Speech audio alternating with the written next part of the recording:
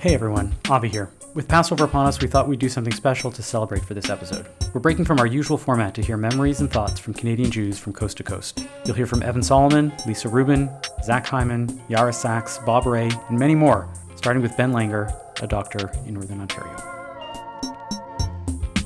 So my name's Ben Langer. I'm coming to you from Sioux Lookout, Ontario, which is the other Sioux. People say the Sioux and they mean Sault Ste. Marie, but it's about twice as far as Sault Ste. Marie. I'm a family doctor, so I spend 3 weeks a month in Sioux Lookout doing various work clinic, a lot of obstetrics, some C-sections. And then 1 week a month I fly to Sachico Lake First Nation, which is another hour flight on a little six-seater north of about 550 people on reserve. So I imagine there's not a lot of Jews up there. That was my assumption. That was my family's assumption. And when my mother obviously asked me, so are there any Jews in Sioux Lookout? I said, well, actually, my next door neighbor is a man named Benji Goldstein. Wow, okay. Next door to him, Aaron Rothstein. One door down, Dan Shalensky.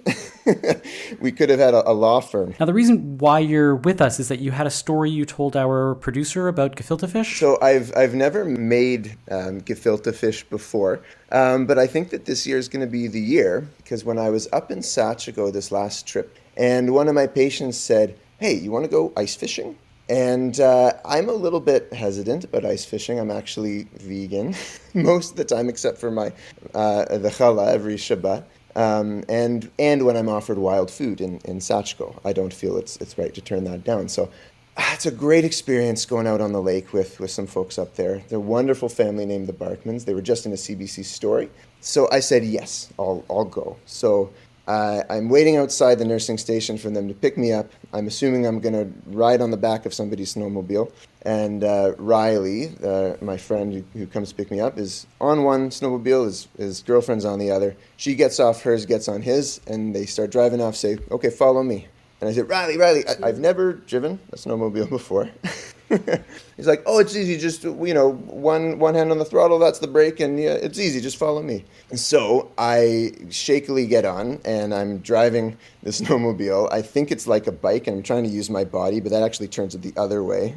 Mm-hmm. And we get out on the open ice. It's pretty warm that day. There's slush everywhere. I realize you have to accelerate into the slush. I'm kind of coasting over these slush piles and veering off all over the side. We finally get to the ice, where the ice fishing is. And there's a hole for me. There's a fishing rod for me. Riley hands me a minnow. I don't know what to do with it. Put it on the hook, and wait. And I'm sitting there, there's amazing chit-chat. It's a dry community, so, it's sober, wonderful jokes about how the fish you just caught is barely bigger than the minnow on your hook. And so I'm sitting there hoping I don't catch a fish because I don't want to kill it. But I do, we end up, as a group, there's about 8 or 9 of us. We catch between 30, 35 walleye or pickerel. And those are whitefish, and those are gefilte fish. And I'm thinking, man, this is my opportunity to introduce gefilte fish to Sachico Lake. And so I start talking about Passover and gefilte fish, and the people up there don't have almost any experience with Jews or Jewish holidays, and they're fascinated by what we do with fish. Most of the time they fillet it, they bread it, fry it, or boil it. And talking about eggs and matzah meal and brining, and I end up catching a couple fish. I am shaking as I'm holding them, but it brings me to this whole sacrifice, and Passover was a sacrificial holiday, and bringing me to this point of it's real. It's holding a living creature in front of you, and I break its neck. And there's blood that goes on the red blood, like a spaghetti western movie. There's red blood on the white snow. And when you come to think about it, the lamb was the one of the deities of the Egyptians, and our job was to break its neck to show ownership on it and to say that this is a difficult thing, but we are capable of doing this. There's a lot of similarities to what just happened there. Yeah, and so I'm a vegan urban Jewish boy up on a lake near Hudson's Bay, breaking a fish's neck and thinking about Passover and sacrifice, and And I'm talking about this with the group, and they get kind of interested and excited about the idea and the gefilte fish. And I talk to them about how big my family Seder is, and how gefilte fish is like a huge thing. And my booby makes it, and so they say, do you want some fish to take home? And I was like, yeah, I would love some. That would be amazing to kind of combine my life here and my life in Toronto. And so yeah, give me a little bit. I'll try a little bit to make a test batch or whatever, and maybe next year. They bring me a northern store bag. It's kind of the grocery store in these remote communities, with 13 pounds of frozen pickerel fillets to make enough gefilte fish for my whole family. Wow. And so that is the intersection right there of Canada, of real, almost authentic Canada of the land, and the immigrant story of Jews making gefilte fish in their bathtubs with, locally caught fish. And hopefully that Passover experience will extend beyond this year's Passover and beyond. Yeah, I'm hoping to bring them up a sample to see if they think they made a mistake. Well, I hope you follow up with us and let us know what they think. I will. Thanks so much, Avi.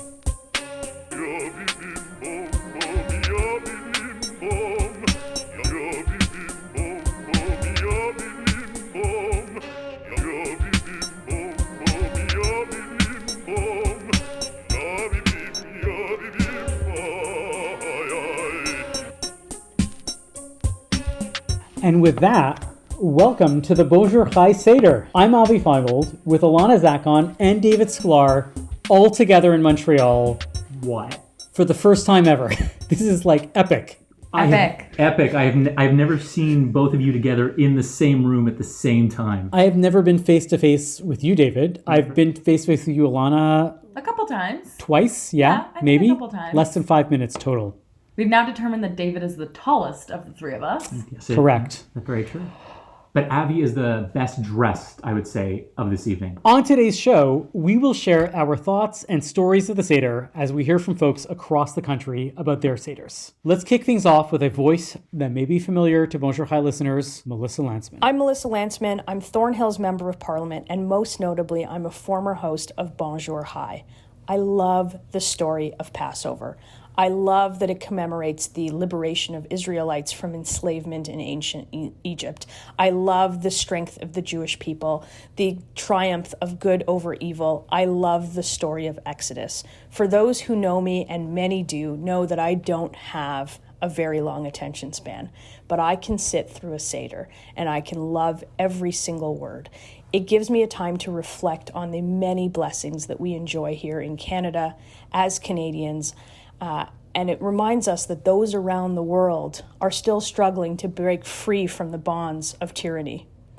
I'm reminded about the remarkable heights that our Canadian Jewish community has taken us to and has given to the world. And this is a country that's anchored in the ideals of freedom, of democracy, of rule of law. And that story comes from Exodus. So to the entire Jewish community, I wish you a Chag Sameach. I really appreciate Bonjour Chai giving me this opportunity to talk about Passover, because really in Judaism, it is my favorite holiday. It's a holiday that for me is much less about prayer and contemplation than it is a reflection of the importance of freedom and the importance of getting together with your family and enjoying one another's company and loving each other. As I was growing up, I was lucky enough to have two really different but important Seders. The first night was always at my cousin Maxine's house, my father's cousin. In tradition, Maxine's Seder was the Seder of our Nimtan great-grandparents that passed down from generation to generation, and as the eldest granddaughter, she carried on that legacy. It's a Seder that's been going on for now over 125 years in Montreal, and it's something that is incredibly precious. It went longer than my second Seder, but it was with large groups of extended family, including my paternal grandparents, my parents, my aunts, my uncles, my cousins, and it was wonderful. And the second Seder was at my father's sister, my Aunt Anne's house. And that was also a wonderful Seder with my cousins, my aunt and uncle, my grandparents, my parents, my brother, and friends. And it brought people every year that were different to the table. And both of these Seders, which, are just emblematic of my childhood, are things that I will never forget. It always reminds me each and every year, no matter who I'm celebrating with, that Passover is a holiday of friends, of family, and of love. Well, I'm married to Arlene, and before we were married, I would go to her family seders, and then after we kept it up, and obviously, and then went through many different seders events. That some very happy, some very sad, and but always with a sense of the newcomers arriving. And for us, what's been wonderful has been in the last couple of years we have grandchildren.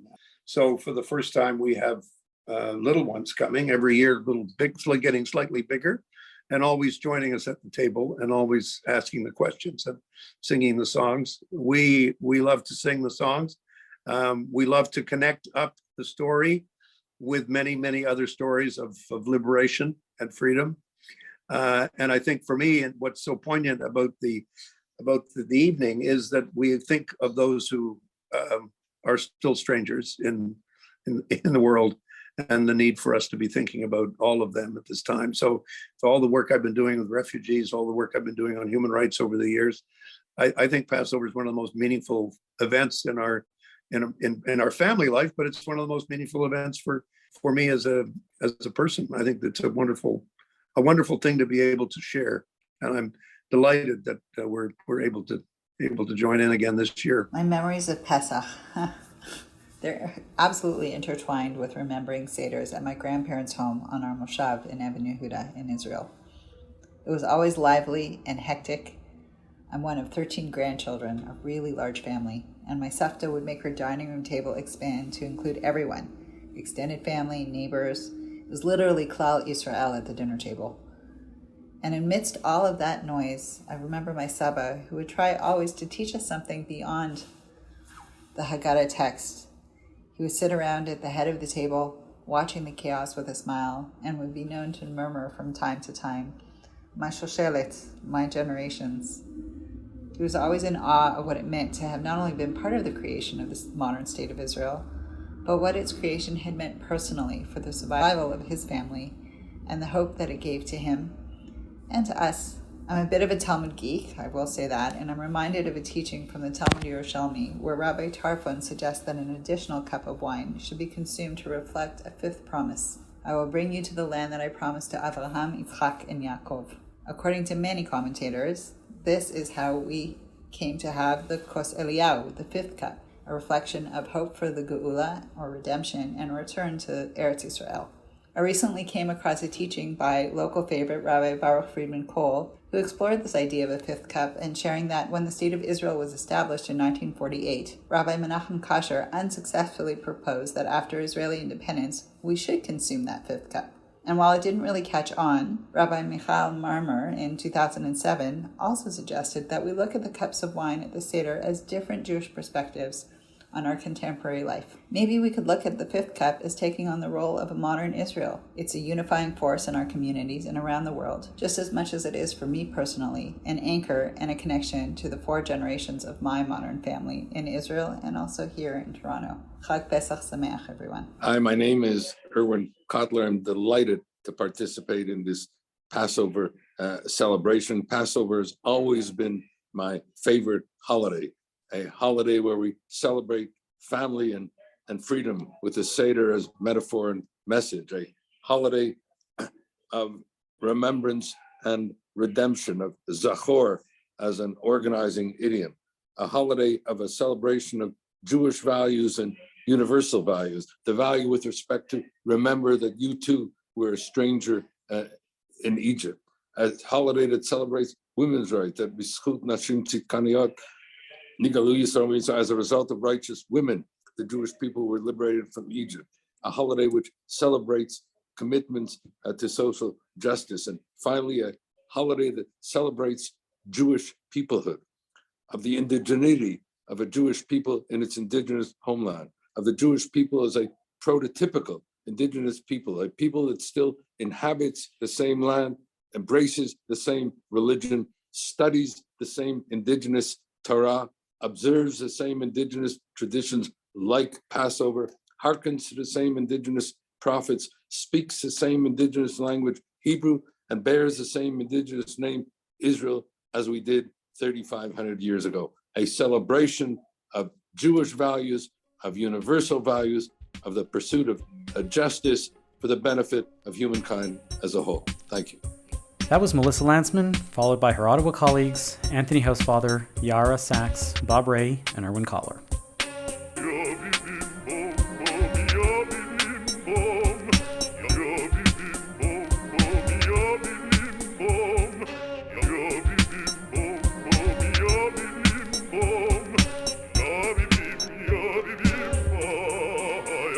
So it seems like the politicians care about family and care about land.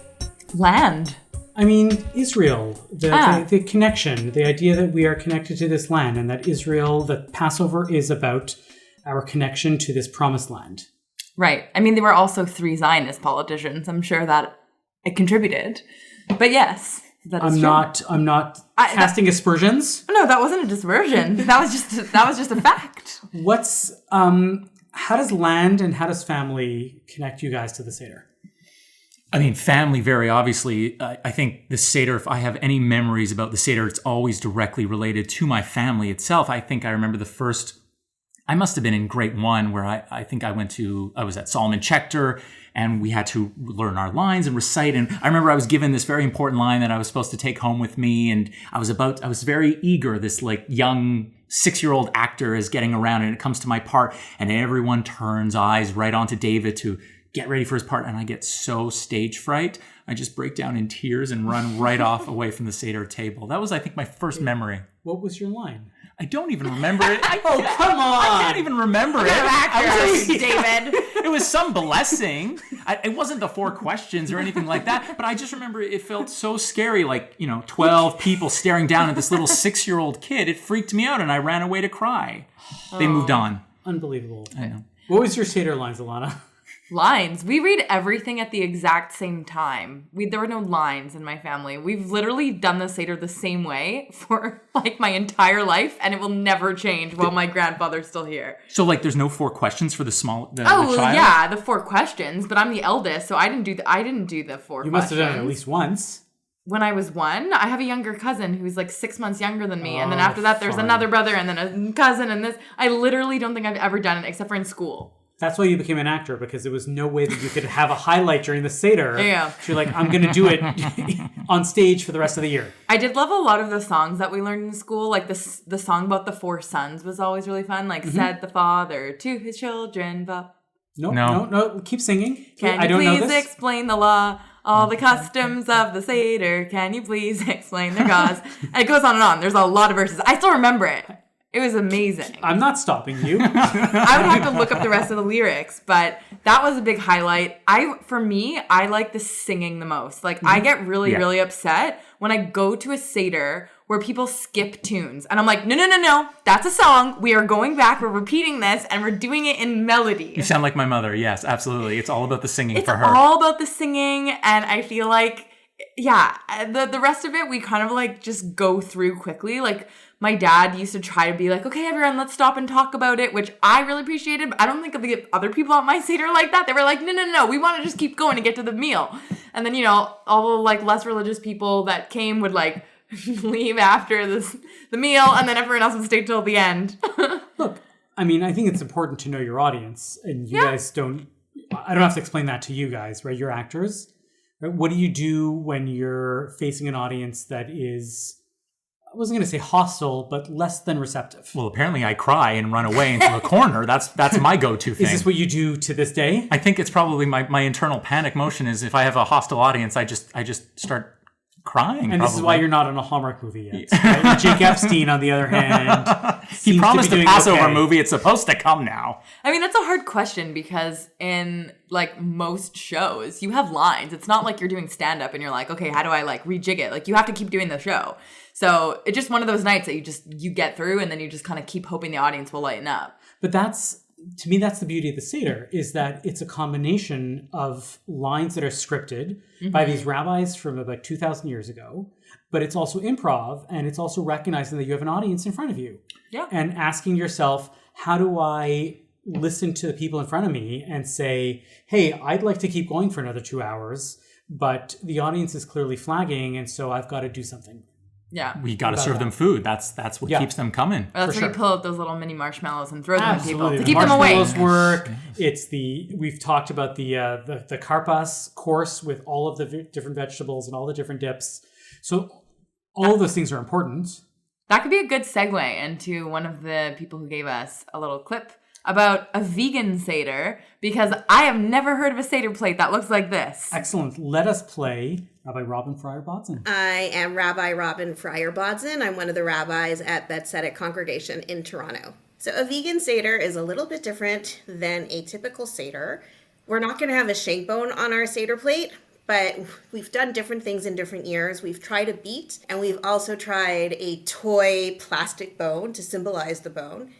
We also don't use an egg. I have a beautiful picture of an egg that I've been using for a few years. It's stuck in with the rest of my Pesach files, and we put that on the Seder plate. We don't do chicken soup. We do a vegetable soup, and we cook with squash, and we cook with quinoa, and our main source of protein at Pesach, at the Seder anyways, is nuts. We have a delicious chopped liver, a mock chopped liver recipe that we got from PETA, People for the Ethical Treatment of Animals. I don't agree with most of what they do, but I like their chopped liver, so we make that. The recipe that's there, if you look for it on their website, we usually quadruple it, and we eat it throughout the holiday. We usually make it before the Seders, and then we make it again for the last 2 days. We eat a lot of avocado. And we use quinoa a savory way. We'll use quinoa like a tabbouleh. We use a lot of mushrooms. Portobello mushrooms are really key for us. And we also make efforts to include as many colors as we can. So we've posted pictures before on social media of what our fridge looks like, 2 days before Pesach, and it's basically all vegetables and fruit. So the apple is our friend, arugula is our friend. But really the secret for making sure that people don't miss the brisket is to use a lot of fresh herbs. So whether it's cilantro or whether it's dill or whether it's thyme, that really helps us get to where we're going. Another big secret is that sweet potatoes are your friend. They're also hearty. And those are some of the ways we cook to have a vegan Seder. We make sure that we let our guests know ahead of time what they're expecting though. But considering people would rather have the company, it usually works pretty well. Hi, everybody. I'm Ralph Ben-Murgy. I host Yehopitzville on the CJN Podcast Network. I think we should start calling it that. I like the sound of that. All right. Here's the thing on Passover. First of all, it's a culture clash for me. Married to an Ashkenazi, I'm Sephardic. Grew up at Seders where there were Sephardic and Ashkenazi people. And the defining moment, the thing that really divided us instead of bringing us together was Dayenu. Because I had learned in Hebrew school with the Ashkenazi kids, Dayenu, Dayenu. And that's so not what we do. So here's how we sound. Ilu natan lanu et haTorah Dayenu. Ilu natan lanu et haTorah velo natan lanu et mamona Dayenu. Okay, as you can see, one sounds like a German nursery rhyme, and the other one sounds like where I'm from, the Arab and North African world. So what would happen is we do both. We'd start with the Moroccan one, and then we do the Ashkenazi one. And the kids love the Ashkenazi one. They do not love the Sephardic one. It's a bit too grim. So there's always that. And by the way, please don't keep telling Sephardic people that, well, you get to eat rice. We don't even eat the rice, okay? Like it's not a bonus we care about. It's not for us. Lastly, I will say that what I concentrate the most on throughout my life and when I'm counseling people in spiritual counseling is that the Pharaoh is not an external. It's certainly not Yul Brynner, but it's not an external. We all have pharaohs that we create that enslave us into things we think we're supposed to be or do. And the idea of freedom sounds good, but is much harder to attain than we think. Because if you follow the Exodus story to the end of the road with Moses, it is a study in people not being able to handle their own freedom.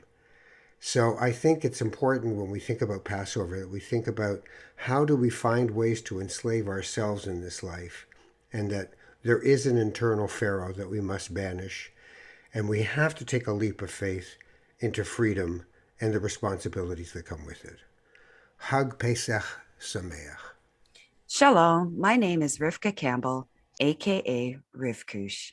As a Jew of Jamaican descent, there is one song that for me symbolizes Passover, and that is the song Redemption Song by Bob Marley. In particular, the line that I find most powerful is the line that says, "Emancipate yourselves from mental slavery. None but ourselves can free our minds." So this is a song that I will play once, twice, 3, 4 times during the week of Passover. Also, one of the things that I traditionally do is I make sure that at my Seder table, there are foods that represent my heritage. So you will see at my table rice and peas. Yes, I said it, rice and peas, and also something called bami. And my challenge to you, look up bami and perhaps have it one year at your Passover Seder to celebrate the rich heritage of us as a Jewish people as we get together universally during this special time of year. Hag Pesach Sameach from Rivkush. Hi, I'm Ellen Besner, the host of the CJN Daily Podcast. My favorite part of Passover is using a special fish-shaped gurgling pitcher to pour the red wine. It's literally a pitcher, a porcelain pitcher that's shaped like a fish, standing on its tail, and when you pour wine out of it, the jug talks. Well, it actually gurgles. The tradition started at Seder's at my late grandparents' house in Ottawa. They were Abe and Sadie Leaf, and their pitcher was a green painted speckled fish, and all the kids loved waiting for the sound when the wine came out. When I got married and I started making my own Seders, my mother wanted each of her girls to have their own fish jugs so we would continue the tradition, and so she bought one for me and another one for my sister Brenda. Our fish jug has delighted my kids and our whole extended family and friends for years. My youngest son brought it for a Hebrew school show and tell project, and my older son, who's a physicist, a few months ago decided to study how this gurgling noise actually is created. And there's a YouTube video about it where a scientist cuts the jug in half and shows you how the sound comes out. So mystery solved, and it's all physics. A few years ago, I was shopping in Niagara-on-the-Lake with my friend Amy and my niece Naomi, and I was so excited because we found the local craft store where they were selling these fish gluggle jugs. So, of course, I had to buy 2, one for each of my sons, and they got different colors, of course. And although my sons don't yet make Seders themselves, I hope they'll use them one day in their own families.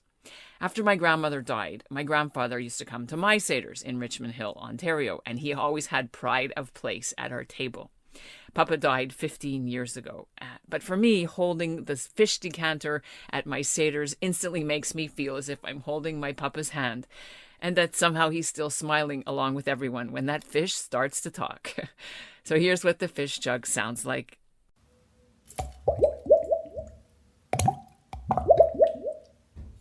Happy Passover to all of you from me, my husband John Friedland, and our sons Alex and Evan, and the extended Besner-Friedland family. Hey, we're the Menschwarmers here to share with you some of our Passover stories out here on the opening week of baseball season, close to the playoffs of NBA and NHL, and some notable Jewish holidays in our life. We just completed our Baseball Seder episode, which will be coming to you shortly. But we'd also like to tell you why Passover is meaningful to us. Well, I love Passover. I love getting together with the family and doing the Seder. But I should say that as a vegetarian, it's one of the harder holidays for me in terms of eating.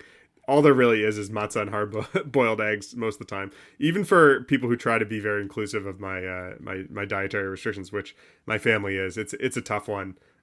So I gotta say, I'm very grateful to the embrace of Kitniyut that's continuing over the last few years. I know it's not traditional for some people, but bringing the Kitniyut has really been a boon to my Passover the last few years. Passover is a big deal in our house. My wife suffers from celiac disease, an autoimmune disorder, which affects the way that your body processes gluten. So most of her diet year-round looks a lot like Passover. There's very little bread. For a long time, there was no corn, there was no rice. And then her body healed a bit and she could eat that stuff, eat the kidney oat, but sort of a dry cracker with stuff on it is kind of all she can eat when it comes to snacking, or just general foods that don't ever touch flour or yeast or any of those items. So we're really happy to have the world celebrate what is essentially a solidarity week with celiac disease sufferers the year over. And Passover is important to us for that reason. Gabe, are you doing 1 or 2 Seders this year?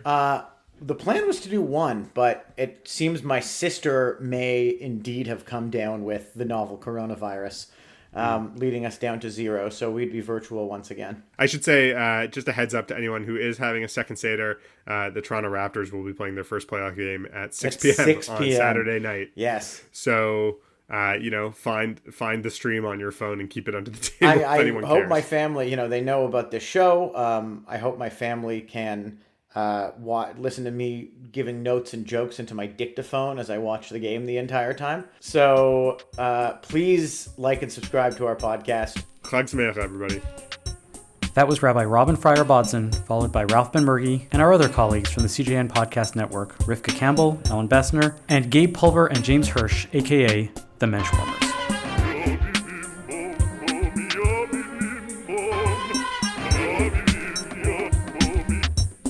Isn't that really interesting? The personal enslavement. We each have our own pharaoh involved. That really stood out to me right at the end. Yeah, I think it's one of the highlights that we talk about a lot in our family Seder when we have people sitting around and discussing on Passover. I'm really interested in how the small things make things much bigger, right? Where Rabbi Robin is talking about these little things, right? Where she's like, how do we make this Seder vegan? Yeah. And it's about picture of an egg as opposed to an egg. And Ralph is like, let's deal with the issue of rice or the way in which we sing Dayenu. And it's always these little customs that tend to separate us as opposed to recognize that we're still singing the same Dayenu song. From whatever culture we're with, we're still saying the same words, or we're still contending with the idea of the egg as opposed to the egg itself, and that these are the things that unify us.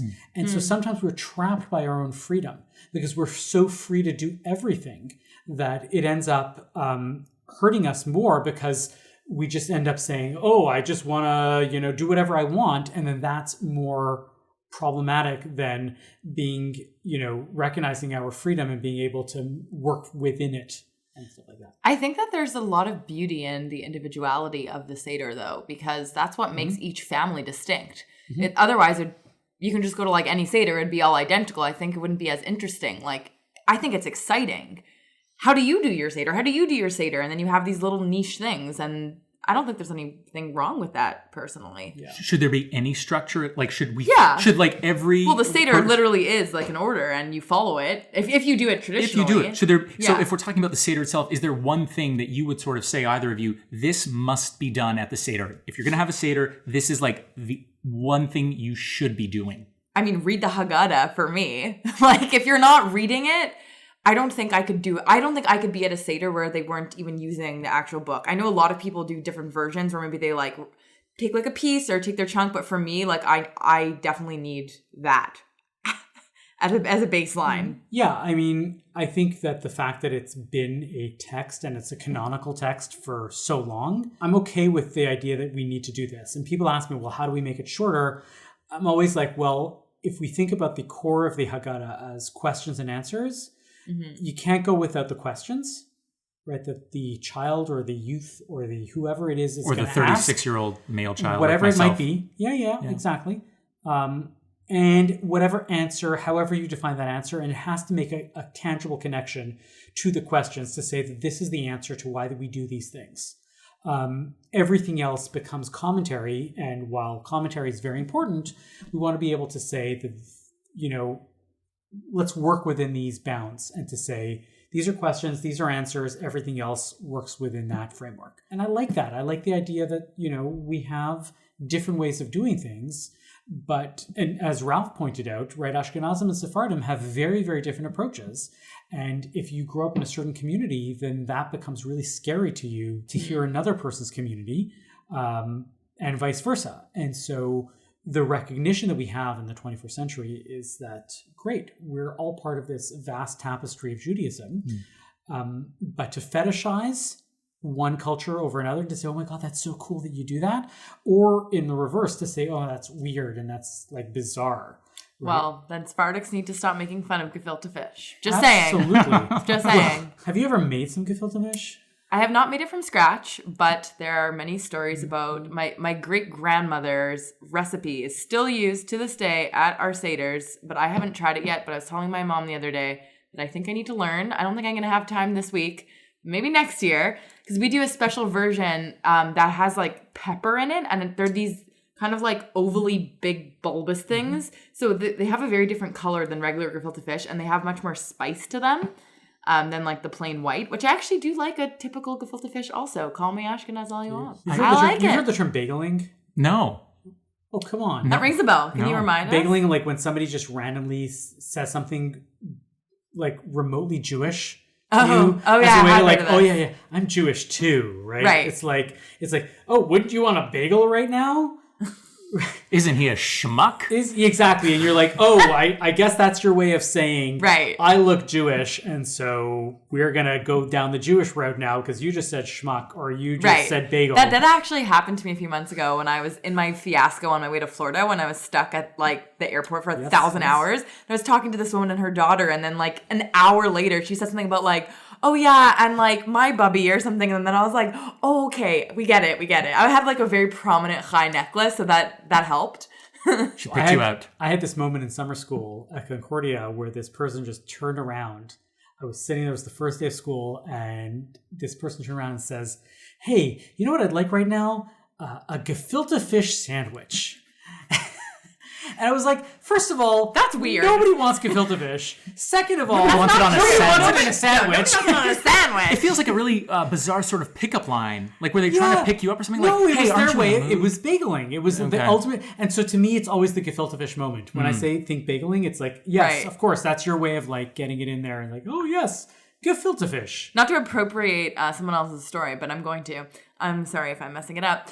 But my sister-in-law has a great story about someone who wasn't Jewish who really had like this important question that she needed to ask a Jew. And the question was, does matzah really make you constipated? And your answer was? Wait, your it answer wasn't me. was? What her answer? Well, she was like, yes, because this person like worked, I think, in a hospital, and during Passover season, everyone was really constipated at the Jewish General Hospital or something like that. And she was like, is this a myth or is this real? And then she was like, yep, it's real. So I think that, there you go, that's the opposite story. The frozen colon as a baby. Well, maybe we should get back to our next guest. I want to throw a couple of arts people in there. right. Start with Nathan Englander, who is a wonderful author from New York, who is now relocated to Toronto, and followed up with Lisa Rubin. You guys know Lisa Rubin? Yeah, we do. Artistic Director Talk about what of she the has Sioux. to say. Hi everyone, Chag Sameach. It's Nathan Englander. I write books, or I did before COVID, but I'm writing them again now. I'm very loyal to the Brooklyn that I left for Toronto, and my family's Brooklyn roots, but I think I'll tell a Jersey story. So yes, I love everybody's, everyone have all kinds of minhagim and traditions that are specific to their home. I've done a lot of Seders with a lot of people. I love being with my family or dragging my family elsewhere. But I did years in Jersey with my buddy Joe Weiss. So here's a Weiss family story from, good old Newark, all the Jews who showed up there after the war. The Weisses via Hungary, which they're quite proud of. I love me some Toto Kapishta. Anyway, during the Seder, when it's time for Kos Eliyahu, for Elijah's cup, you go open the door and you say Baruch haba, welcoming Elijah into the home. Very ghostly. So yes, apparently someone in the building, Tilly, was very, very pregnant at the time of the Seders. And I guess her water broke and she went into labor during Seder and came there for help. So they opened the door, and instead of saying Baruch haba, the person who opened the door said, Baruch habu, Tilly is due. That's how the story goes. I guess they helped her. She had the baby, who's, as I said, probably a grandmother at this point, or a great grandmother or father, or I don't know the story of Tilly. All I know is that I thought it was awesome that like 40, 50, 60 years later in New Jersey, in Parsippany, far from Newark, that all of us would every year at Seder, I did it with them many times, open the door, and instead of, Baruch haba, we'd all scream, all 20, 30, 40 of us, Baruch habu, Tilly is due. There's an anecdote, and it's not even mine. Hi, this is Lisa Rubin, Artistic and Executive Director of the Siegel Center for Performing Arts, wishing you a happy Passover. At this time, as Passover is upon us, I can't help but think of community and how important our collective Jewish family is at the moment, especially coming out of years of isolation. It makes me think of all the times I was traveling and I wasn't able to be with my family during the Seder. One time I was living in Israel and I was invited to a home in Jerusalem, and it was a family of young children, and all was going well until I realized that it was going to be a very long night. I'd never experienced a Seder that lasted so long, and I remember very vividly trying to keep my eyes open at the table. Then there was this other time I was living in Italy, and I spent the Seder at the Chabad family in Florence. And that was special because it was there that we connected with Jews from really all over the world, from Europe, from Israel, from New York. And so it really didn't matter if we couldn't be with our families. We were with our Jewish family. And now in Montreal, we're in the process of rehearsing a new musical with our Israeli collaborators. And this time, the director and the writer from Israel are away from their families, and they are coming to my house. And I can't help but think what an honor it is to have them with us, and that no matter what, we are a family even when we are away from home. This is definitely not lost on me this year, the power of community and the family that goes beyond borders. L'shana haba b'Yerushalayim. Chag Sameach. So one of the fondest memories I have of Passover and Seders is my family and I would go out to Palm Springs and visit my grandparents, and usually my cousins would come, so we'd have a big extended family there. And I have 4 younger brothers, and so we're all very close and tight-knit. And like I said, we go out to Palm Springs for Passover, and we have a Seder, and my grandfather always loved hiding the afikoman and putting it in different places. And as kids, we used to love, there's 8 grandchildren, so the 8 of us would run around and looking for the afikoman, and it was always fun to see who the winner would be. And so that was something that we really enjoyed, and just being together as a family for the Seders, and doing it outside of Toronto where I grew up, and doing it in a place like California, Palm Springs, where it's nice out, and just family time is something that was always important to me, and always a part of our Seders. I'm Ezra Shankin, the Chief Executive Officer at the Jewish Federation of Greater Vancouver. One of my favorite Passover memories is doing a Passover Seder. I must have been 8 or 9, maybe even 7 years old, in Laredo, Texas, on the border of Mexico, where my grandmother lived, and a lot of my father's extended family. It was really a unique experience to go down there as a kid who grew up in New Jersey, to go down to Laredo, Texas. And I remember in my grandmother's itty-bitty little apartment, there was a table that went all the way through the apartment, lined with family members who are mostly all passed by now. And it was such an experience. I was climbing under the table, and there was my great-grandmother sitting at the end of the table in her chair, and everybody was coming together for the Passover Seder there on the border of Mexico in Texas. That was an amazing experience. The other experience that I find to be really meaningful was in university. Later on, I was president of my Hillel, and I had the chance to do a Passover Seder with the president of our university, Walter Harrison, who was Jewish, is Jewish, and was a great supporter of our Hillel. But as a student, I had such pride in doing the Passover Seder side by side with the president of the university. It was such an incredible, incredible experience. And the last Seder that I'll bring up is the one that I've done here. And that was a Seder that I was able to do before the pandemic with the mayor of Vancouver, Gregor Robertson, and the city staff and city managers. And during that Seder, with rabbis around the table and community members around the table. We did Chad Gadya with sound effects. And the mayor was the two zuzim. And every time that it went around and got back to the mayor and said two zuzim, he went clink, clink. And I just remember that to this day, how he stayed with us for the entire Seder till 10:30 at night and just hung out and had this experience with us. And that was truly, truly meaningful. That was Nathan Englander and Lisa Rubin, followed by Edmonton Oilers' Zach Hyman and Ezra Shankin of the Vancouver Federation. Where's the furthest you've been for Passover? Does Israel count? Yeah, for sure. But it's like the closest in a sense. It's like the spiritual home for Passover. So close to home. I've literally only had 2 Passovers away from Montreal ever. And they were both in Vancouver. One was the beginning of the pandemic and one was like a few years before. So it's very hard for me to be away from my family during that time. Even after like that first time, I was like, never again. And then the pandemic hit and I literally couldn't come in. So, this is my first Passover back home also since COVID hit too. So I'm really excited and looking forward to being back with my family. But Israel was very special for the Seder itself. I was with a group of people, and actually this even ties in with Lisa. I approached her because I was working at the Sioux as an usher at the time, and I told her I really wanted to go to Israel for 6 months and study. And she was so supportive of the idea. She introduced me to Mr. Siegel. We sat, we got together, we had a conversation about what I wanted to achieve and my goals there. And she was instrumental in allowing me and helping me to go to Israel for 6 months. So, kol hakavod, thank you, Lisa, for everything. And what a wonderful experience I was able to have there.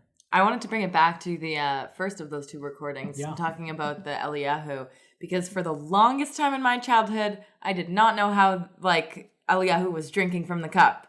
And then when I got to a certain age, I sat at the table, and then the time came, and all the kids ran to the door, and then I saw all the parents just shaking the table, and I was like, what? Yeah. I thought it was real. I really thought he came. I feel like that's our version of Santa Claus, right? So it's like I'm surrounded by all these kids. It's like, well, when did you know Santa Claus didn't exist? Because for me, Santa Claus never existed. But it was the shaking of the Eliyahu table that I remember the first time I said, wait, they're not real? Like, this is what the adults do? They shake the table? But I was like, we're not supposed to see him anyway. Like, he's like a spirit. So it's like, why would you make it feel like it's really not real? Because then if there was no shaking, then it's just like, oh, do you feel that wave? Okay, it's there, it's gone. So there's this famous Israeli sketch comedy show. The equivalent, I guess you could say Saturday Night Live. Shatera Tov? Or no? No, the other one. Anyways, so they have this bit, which is exactly that, where this kid goes to his dad, and he goes, Dad, what's Santa Claus? And the dad goes, oh, that's this crazy, stupid thing that the non-Jews believe in, the Goyim believe in, that there's this one guy that can go to every house in the whole world in one night, right? And give gifts to all the kids in that one night. And the kid goes, yeah, but dad, what about we believe in Eliyahu Hanavi, right? Elijah the prophet. And the dad looks at his kid, he goes, son, don't be silly. We're only 0.2% of the population. He can do it in one night. It's very easy. Bounces from Tel Aviv, Jerusalem to New York. Yeah, Montreal, Calgary. We got it. It's fine. Yeah. So in that sense, Elijah the prophet can handle anything. Yeah. What's the furthest you've been for a Seder? I'm married to a clergy. Right. I'm clergy, but I'm married to the clergy, and that the job of the clergy is to be in town. So not far. We don't get anywhere. Since I'm an adult, right? I'm saying we got married in 2006. I don't think we have not hosted a Seder since then. I cooked 2 Seders. Montreal, the Shar Shemayim, where my wife is a clergy member, often had hosted Seders for the people that wanted to be there. So we would host one of those. So I wouldn't have to cook that one. But ultimately, I'm either hosting it at home or at the synagogue. I got Seders down to a pat. I haven't started cooking yet. We're recording this on Wednesday night. I will probably start cooking tomorrow evening and Friday, and we'll get 2 Seders done, and we'll be fine. Wow, that's impressive. But that's just, it's practice. It's exercising a muscle. You guys can probably have the same thing when it comes to theater, right? If I gave you a script and I said, tomorrow night, you've got to do this. No. You can make this work. I have heard stories about stuff like that, David. I've had friends who, like, last minute, someone got sick or something, and then they got asked to stand in, and they were like, something turned on in their brain, and they were able to actually be off book because of the pressure. The fear of everyone staring at you, and if you don't get it right, you're going to run off crying to the corner. So that's the Seder, right? I know that I have people coming to my house, and you got to prepare a meal, get it done. And you've got to prepare other stuff, and that's it. But for the most part, we host. We did have a great year in Israel. Rachel's grandmother wanted 1 year that the whole family would be in Israel. And we were engaged that year. So the whole family went to Israel. Because I was engaged to the family, I got to go to Israel. And we had a really memorable Passover that year. What I remember the most was that all of the restaurants, and clearly, yes, everything else was wonderful and great, and the family was wonderful. But the restaurants are all open in Passover, like in Israel, right? They're all there, and you just gotta like show up, and like you go and you get a bottle of wine because wine is kosher for Passover. And I ordered a thick slice of foie gras, grilled, and it's got served on a matzah. Is foie gras kosher? Yes. I didn't know We that. can talk about that another time. Not for Passover, but yeah, it was great. It wasn't even a pate; it was grilled slices. Like Alana's giving us these faces. She's not much of a meat person. I don't know how I feel about that, but good for you. I'm happy for you. I just like in Israel, Pesach feels like, oh, it's another holiday and everybody's here and we can do whatever we want. You know what? I do have to admit something, and it's true. I was thinking of I was saying I was in Israel for Pesach. That's actually not true. I decided to take a week off and go to Greece instead when it was the Passover holiday. So sorry. Sorry. Is this the Stetson thing all over again? Yeah. It's I need to qualify this. I decided I needed to run away and go on the beach. Who's next? Let's hear from Evan Solomon and Rabbi Baruch Friedman Cole. Passover is one of my favorite holidays, not just because of the Seder, where we always have 2 Seders, obviously, for each side of the family. They're different Seders. We dress up in some of them. We reenact the entire story. The kids sing the 4 questions. I remember doing it when I was a kid. I remember my kids doing it. We have finger puppets for all the plagues. My dad passed away in November, and he loved the Seders.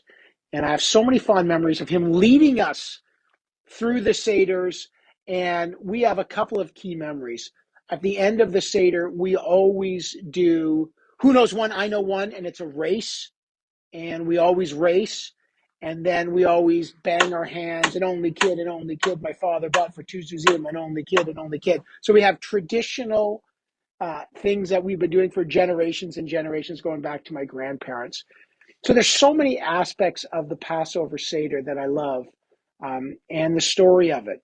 I remember when my Aunt Helen, 25, 30 years ago, put an orange on the Seder plate because, as a rabbi said, a woman leading the Seder would be like an orange on the Seder plate. We've always had an orange on our Seder plate since then.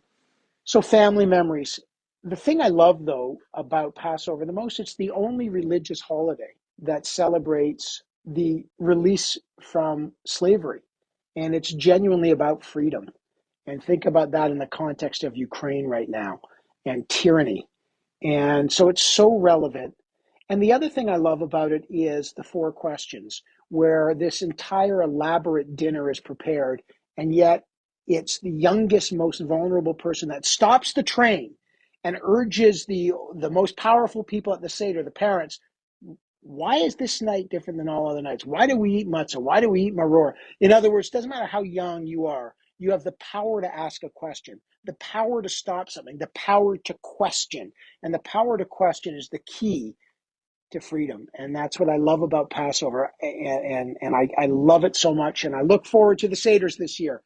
Happy Pesach, everyone. Shalom. I'm Rabbi Baruch Friedman Cole, Rabbi Emeritus of Beth Tzedek Congregation in Toronto. While Pesach is often thought of as a time of the ingathering of our families, when people come sometimes from far distances in order to be together with their family, Pesach can also be marked and can be memorable when one is alone. I remember growing up in Chicago with my single mother, Rachel, of cleaning the house and of cooking and of sitting down to Seder with her. She brought, of course, memories from Europe, melodies from her home, and I brought what I had learned in Hebrew school. We sat together, and those psachim, those Seder nights, were memorable for me. They're part of what created who I am. The Talmud says that if one has no child to ask the 4 questions, or no partner, one should even ask oneself. And I think that there's this idea here that we are never really alone. We sit with our ancestors. As Rabbi Abraham Joshua Heschel taught, I am never alone because I am part of a people. And we sing at the end of Adon Olam, Adonai li velo ira. The Eternal is with me and I shall not fear. So wherever you are for Pesach, whether you are alone with one other person or in a large group, we bring our memories, not only of our own personal experiences, but of the historical experience of the Jewish people. We sit with all of our ancestors, and we sit with God, who is always there for us. Best wishes for a Chag Sameach V'Kasher. Nothing like getting COVID right before the Seders to call in to reflection, what does it mean to be free and what does it mean to be bound? You know, the Seder is supposed to be this spiritual technology that actually brings us through a process of tightness and liberation. And it's always so interesting, and throughout COVID, I think so many of us have felt this, is what does it look like to not only reimagine the Seder, but to go with the, to roll with the punches of what the world, what our bodies, what circumstance offers, and to adjust accordingly, and to do Seders in a way that are so different than how we may have imagined them. And I know that there's so many people in this world today that are so deeply bound, not simply by, excuse me, some by COVID, some by other illness, some by actual war and slavery. We look to the Ukraine right now. We look around the world and we see sort of suffering and oppression and exploitation all over the place. And sometimes there's an invitation and a call in of like, what is your little glimpse into freedom this year? What is it for you? And if that's like a deep breath, if that's a relaxation, if that's, slowing down and, or if that's, dedicating one's life to fighting for climate justice and for fighting against, for fighting for racial justice, wherever, I would say that if I could invite us all in together to something, it would be listen to like what your body is calling you into this year. Take it seriously. Listen deeply, not from the mind, but from the body. What does the body need? What nutrients? What nourishment? What rest? What pleasure? What touch? What safety? What feels safe for you wherever you are, given the the various degrees of privilege we all have. And really let that be a sort of nourishing, freeing, redemptive experience so that everyone has the energy to fight for the liberation of all people all over the world. And when we care about the community, I think one of the best ways to do that is to be very deeply in integrity with the self, so that we can show up in solidarity, in collaboration, and envision, what redemption looks like on the spiritual, on the political, on the ecological, on the cosmic levels. Chag Sameach. That was Evan Solomon, Rabbi Baruch Friedman Cole, and Rabbi Bluth. What are some things that you guys do that are timely because they're very much related to your families, but that connect to something in terms of a bigger picture? I'm not entirely sure what you mean, Avi. Do you want to give an example?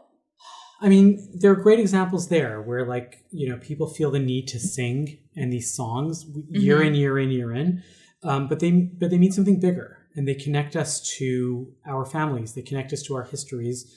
No matter how little it is, we get to say, I do this thing with my mom, with my parents, with the extended family at the Seder, and yet that is part of what their parents did and their parents did and their parents did, and there's a connection there. And sometimes individual family customs are big, even though they're very small. Yeah. Well, my family has a tradition of, in the part where some people dip like a potato in salt water or the egg, we actually have a soup.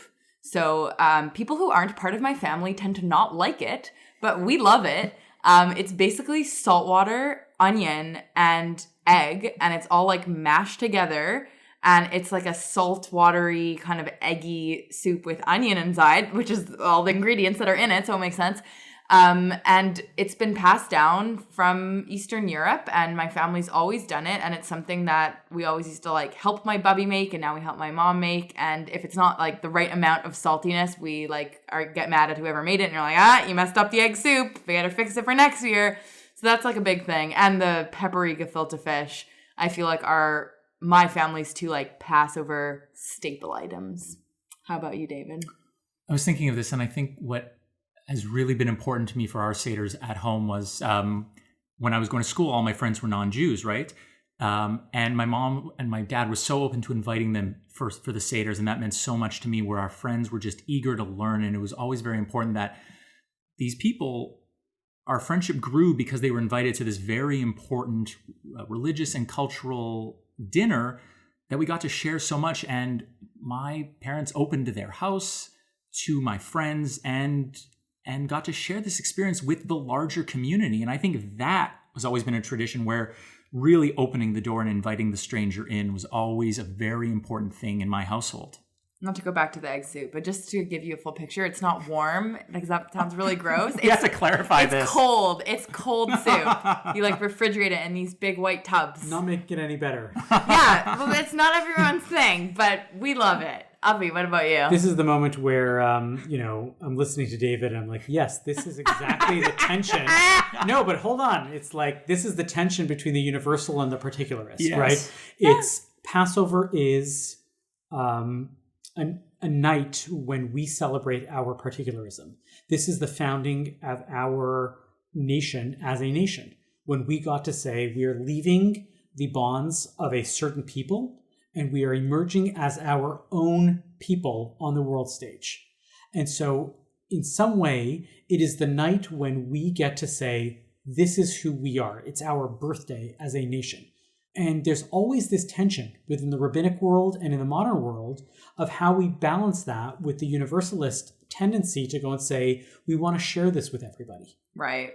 And in some way, that's wonderful to be able to share it with people. But how do you balance that, that tension between saying this is for everybody versus saying this is for us and this is our people? And to me, one of the great ways that you can balance and say this is for us is to serve people cold potato soup and spicy gefilte fish and say, hey, you're welcome to be part of our night. Egg soup? But like anyway. Spicy egg, spicy... I think the spicy egg cold whatever soup it is, would the just whole thing, push people away you're more welcome than anything. Exactly. You're welcome to join us, but as long as you're really willing weird. to eat this food. Yeah. Yeah, sure. No, it's more than that. It's, we do want to be universalists, but we do also have these particularist evenings. And I think that the Seder is that night where we get to say, you're welcome to be part of our community, but this is our night with our foods, with our ideas, and with our values. And we're not interested in necessarily diluting those values for you. But if you believe in those values, they are here for you and, welcome to it. And what I think it did is it made me prouder to share this tradition and this culture and this heritage. It made me prouder to be a Jew, saying, these are my roots. This is what I have going on, that I am willing to share this with outsiders in a sense that I felt confident in it. And I felt confident that you got a goy boyfriend. Yeah. Yeah. What are your I'm very confident. I'm actually I was going to ask what your Seders look like. Like, how do you make it accessible with like an interfaith audience? So I'm like, John has come for Passover Seders in Montreal before. How do we make it accessible?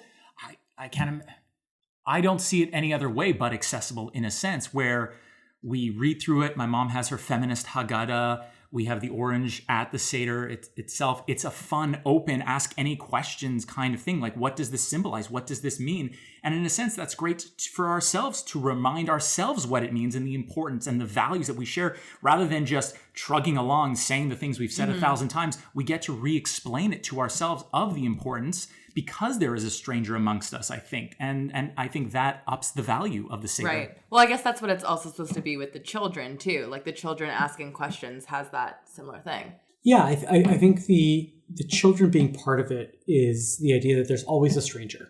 And kids don't always have the institutional memory that we have. And so when we go and say that the whole point of the Seder is that the kids should be able to ask questions, it's to remind ourselves that we have this knowledge, but other people don't always have that knowledge. And the kids are this memory that needs to get filled for the future generations. And to be able to say, we're strangers everywhere. Wherever we're going to go, we are strangers in Canada, we're strangers in the US, we're strangers in Western Europe, we're strangers in Eastern Europe. And the Seder is this annual reenactment of saying, yes, we belong to this population of Jews globally, but we're also part of this stranger, this other population, wherever it is that we live. And that the Seder helps us navigate that tension. I'd like to, play something from David Kaufman, who's a professor of Jewish Studies at York University, and addresses some of that. And then we'll go on to, Selena Robinson, who's another politician from Vancouver. I'm David Kaufman, the J. Richard Schiff Chair for the Study of Canadian Jewry at York University. Over the past few years, as my siblings and cousins have taken over leading and hosting our family Seders from our parents' generation, we've picked a theme or a mode around which our Seders have been organized. So we divide up the major parts of the Seder and then pre-assign couples or families so that they can prepare something to present, when the time comes. So one year we did Pesach the musical, where people made up hilarious and actually really brilliant musical theater renditions of, Halach Ma'anya, or, busting out the 4 questions with like a lot more questions and with song and dance. The first COVID Pesach, we did an all digital Seder where we incorporated Kahoot quizzes and whiteboards and CapCut trailers and all kinds of devices and software that will hopefully never be part of our Seder again, but it was really cool. But my favorite over the past few years was the Moses Seder, whose point of departure was the curious fact that the traditional Haggadah leaves Moses out of the Exodus story altogether, even though he plays a pretty significant role. So we asked everyone to present their chunk of the Haggadah as if Moses were actually central to it. And it was fascinating. We got not the 4 children, but the 4 Moseses. And we got Moses at the Beit Midrash, debating with the Tanaim what you need to do to fulfill the obligation of Pesach. One family even reinterpreted the foods on the Seder plate as parts of the Moses experience. It was awesome. My favorite Pesach story. Well, I think I have many. Everything from Uncle Aby sitting at the kids' table from the time I was very young, and we would have these 40 to 50 person Seders with my great grandparents at the helm, hosted by my great aunt and so many people, to my mom cross-stitching a tablecloth that became the family Seder tablecloth that now I have. It graces my Seder table. And it is covered over the years with wine stains and charoset stains and sweet and sour meatball stains, and that my son used at his recent wedding for the chuppah. My mom passed away a number of years ago, so making sure that her legacy, her Pesach legacy, was present at the wedding was also an important memory. But when I think about my own Seder table, I think, and the things that I love about it, is the 2 action figures that I have. One is Moshe Rabbeinu, and the other one is Ruth Bader Ginsburg. They're both action figures. They sit on my Seder table because they both speak about the work that we have to do so that everyone is free, and the role that they have in leadership. Moshe had a style of leadership, trying to convince an entire peoples to flee and to follow him. And then Ruth Bader Ginsburg, who changed the law, changed the face of equality, pursued justice her entire life, and did it very differently than Moshe did. And so they grace my table every year, reminding us all of the work that we need to do, the kind of leadership that we need could take many different forms, and they still continue to inspire me today. Who's your Moses at the Seder table? Who's the person that may not be there but is clearly like overseeing and creating a set of values? Can they be there? I don't know if I have is not there version. The idea is they could, sure. Yeah.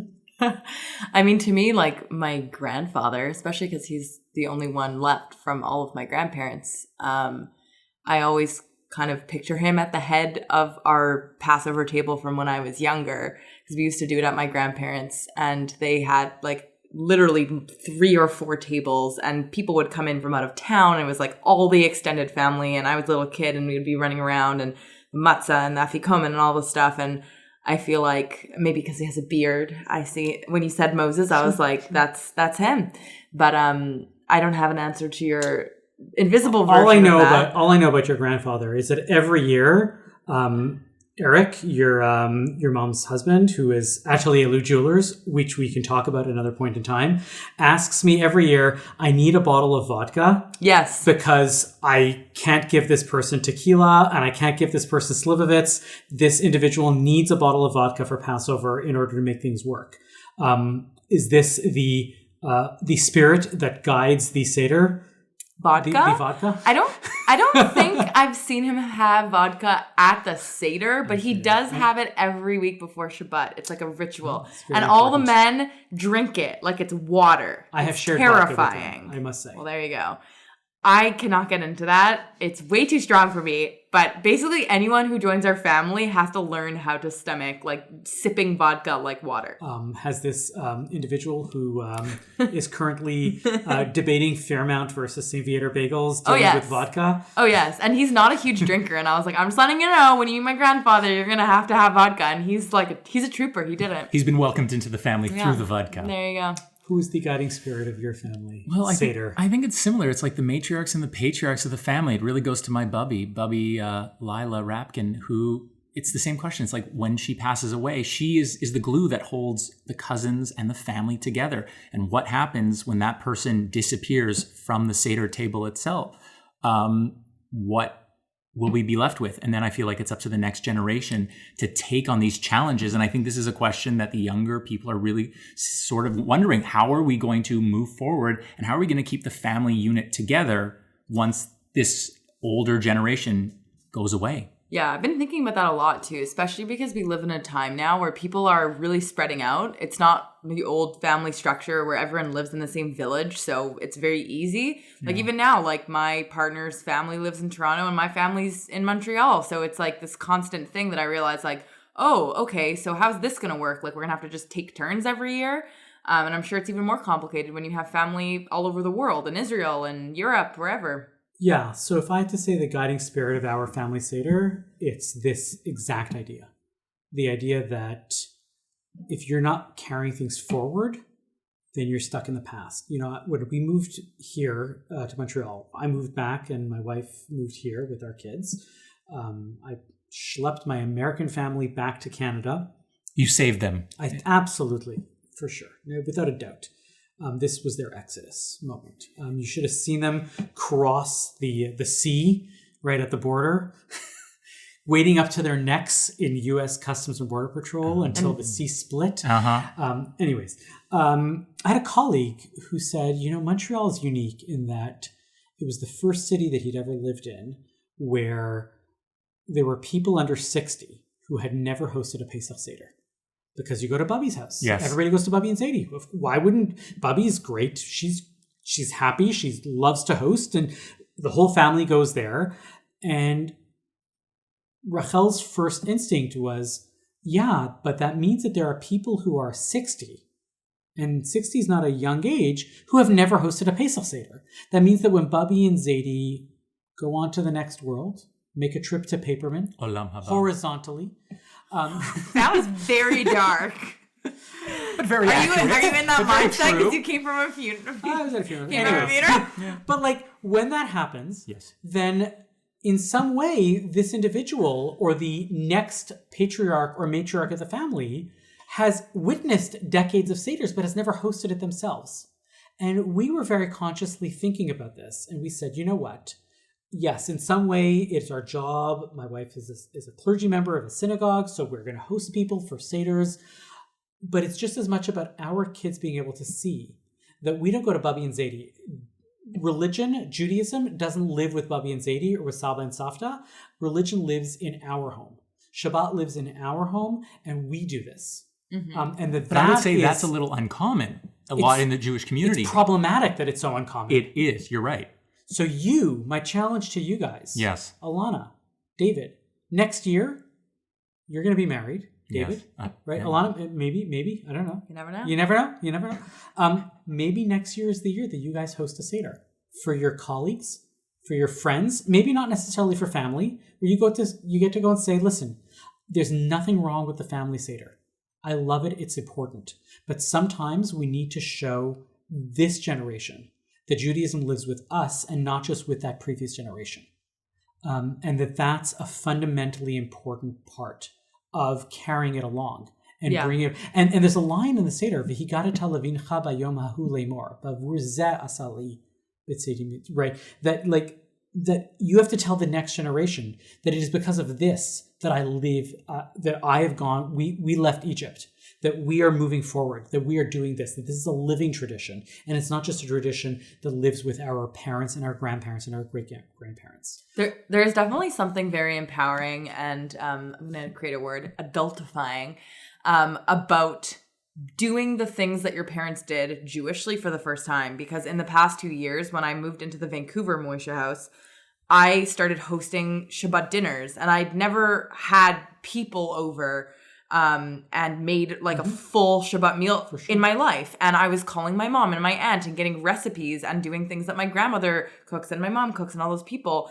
And it really made me feel like a grown-up. I was like, wow, I'm actually doing this on my own. And the same with Passover things. That's why the other day I told my mom, like, I want to learn the spicy gefilte fish recipe. And like, I still have never made a chicken soup. And I feel like I want to know how to do that because my brother knows. He got the recipe. I haven't tried that yet. That sounds like the next challenge for you. I think it is. It's a great segue to closing things up. And how is this nachas different from all other nachas?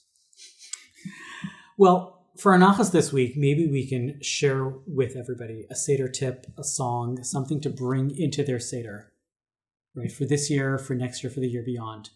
Alana, if you had a tip, because you clearly, you're thinking about this right now, right? Something that you've done to actually own the Seder in a way that is not just, I'm going to a Seder that is of a previous generation. What would you say? So from experience, I will say, ask the kids at the table to contribute. Because I remember being a little kid in preschool, and I talked about this a little bit earlier, that I knew all the songs. Because in Jewish school, if your kid's going to afternoon school or day school, they're learning a ton of music and anecdotes and like little stories or like puppet shows or anything like that. And give them a space to share that with all of your guests. Because as a kid, that was really what made me feel like I was part of the Seder. David, how do you own the Seder? We've talked about this previously on the podcast about leaning a bit more into the spirituality of Judaism. And I think how one way we can move forward with the next generation is to bring the spirituality of Judaism more to the Seder table itself. So rather than talk about some of the stuff where we feel like we're doing it by rote, I would like to look a little bit more into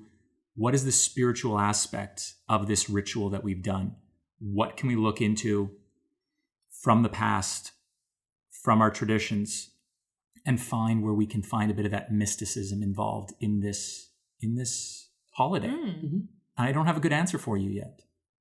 There's a lot of mysticism within the holiday itself. I mean, the Kabbalists definitely spent a lot of time on Passover and on this idea of what Passover was about, and tapping into that is great. I appreciate that.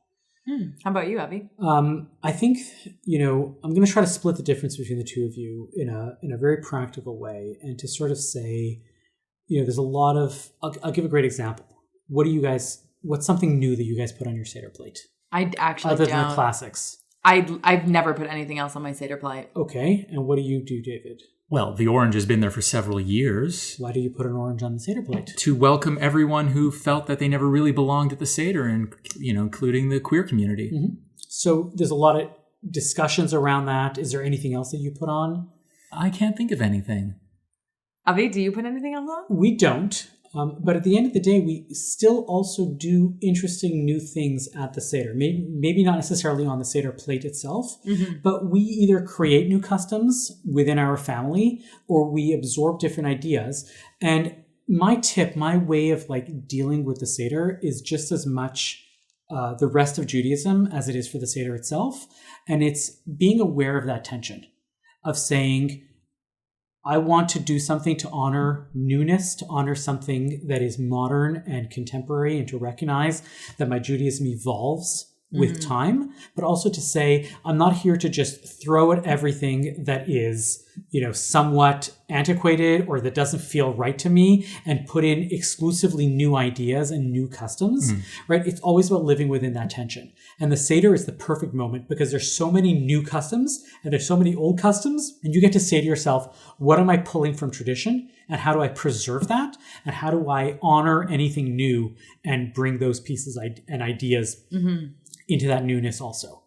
And it could be something tiny like, and I don't know if we talked about it in our Seder boot camp or other places, throwing marshmallows when we mentioned hail, right? And the kids love that. Or finding some other new custom. My wife, when it comes to pour thy wrath upon the nations, right? Which is like this questionable, interesting paragraph that we mention after the Birkat Hamazon, and that's when we opened the door for Elijah.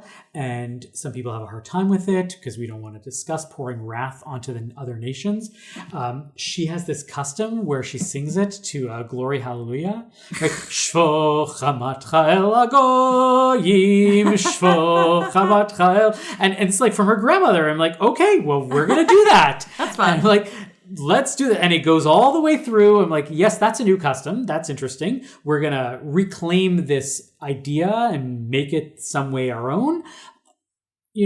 I think that exist in that tension is really important for the Seder. And being very intentional about that. Yeah.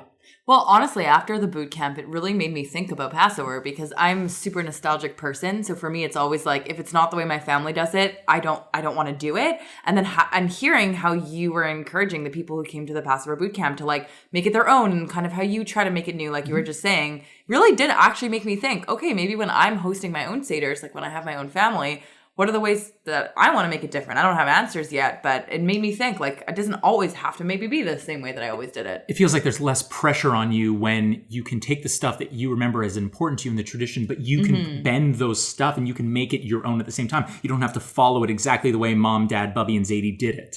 Yeah. Well, I think we're just about our Chad Gadya moment for the Seder, our kid for two Zuzim, and it's time to wrap things up. Oh, do you have any last songs, ideas, last bits that you want to share before we wrap it up? This is very controversial. My boyfriend and I had an argument about this recently. My family has a tradition where, apparently when we were younger, we did Chad Gadya in like the original language. And we also did it in English as a competition. These days, we tend to skip the Aramaic version and go straight to the English. And every single verse, it goes faster and faster and faster. And I always win. And at the end, it's just like a really fun way to end the Seder because you're like, we do the whole thing and everyone's like really tired. Half the people are like asleep. And then it's just like me, my grandfather, and whoever else is still like really into it. And then we just see who can like do it the fastest. And it's great. But I'm down with that. You need like this one particular edition though, like the classic like yellow and brown one. That's the one that has the right English translation for the song to work. Okay, just saying. Done. We always skipped Chad Gadya. I think because I never really learnt it in kindergarten. We always ended with Echad mi yodeya. That's the one we would sing. But talking about this, I was just having flashes of the Seder because I was picked up at the airport today. It felt like we were going through the Exodus because, as everyone knows in Montreal, the Dakari gets backed up around rush hour time. And as my parents came to pick me up and they were fighting and arguing which way to get off and and stop interrupting me back and forth, it felt like we were heading towards our liberation as we passed over the Dakari Expressway and landed safely at home. Well, on that note, thank you for listening to Bonjour Chai for Pesach 2022, Passover 5782. Our producer is Michael Freeman. Technical production is by Andre Goulet. Our music is by So-Called. We are a project of the Jewish Living Lab and are distributed by the CJN Podcast Network. You can listen to all our past episodes on our page at thecjn.ca/bonjour, and you can subscribe to the podcast and automatically receive all episodes on Apple, Spotify, or wherever you get your podcasts. And as always, you can email us with comments at bonjour@thecjn.ca. I'm Avi Feingold. I'm Ilana Zakon. And I'm David Sklar. Wishing you a happy Passover.